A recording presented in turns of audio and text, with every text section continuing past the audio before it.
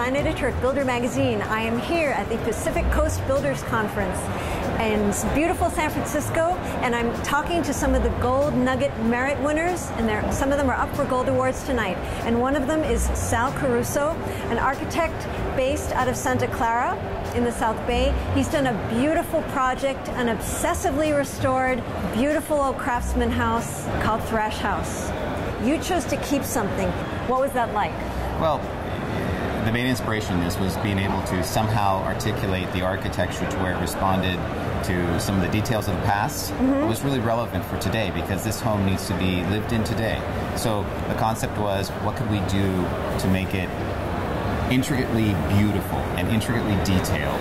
And when you say intricate details, were those evident when you first came across it? It's my understanding that there were a lot of bad add-ons to this house through the years. There were actually thousands of square feet of add-ons that were put onto this house that were just absolutely hideous and horrible. They covered up hand-carved columns with sheetrock, drywall. Just it was enshrouded. You couldn't even find it. We had to actually look at it as almost a analytical process of going through the forensics of the architecture, peeling back layers of add-ons and debris, really, and finding what really was the core house. And that took quite a bit of doing.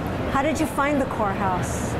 By looking at actually the grades of the wood, because the old growth redwood that was used to build the original structure was unique from that period. So we had to literally go down to the studs to find which walls were real and authentic. What kind of intricate details did you find that you were most surprised about?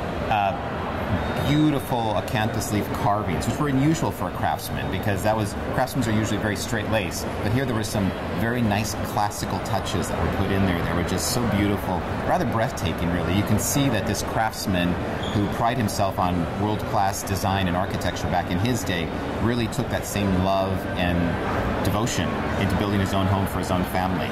The concept of this home is an example, and in a way a flagship for sustainability, because what you do here is you take a structure that was really ready to be thrown away and knocked down and really show that it had life in it, but it needed to be found. One of the things that strikes me looking at the house is that you have preserved it very faithfully, yet there's a fresh look at it. It looks bright and it looks light, and there's nothing that's dark or cramped about it. That's absolutely correct. So the objective was to sort of infuse it with light. So the Victorians were not really great at making environments very light and very natural, but that's what we added to the home, was something that is very California, very natural, more than anything, very natural way to live. Well, congratulations on Thrash House. It's a beautiful project.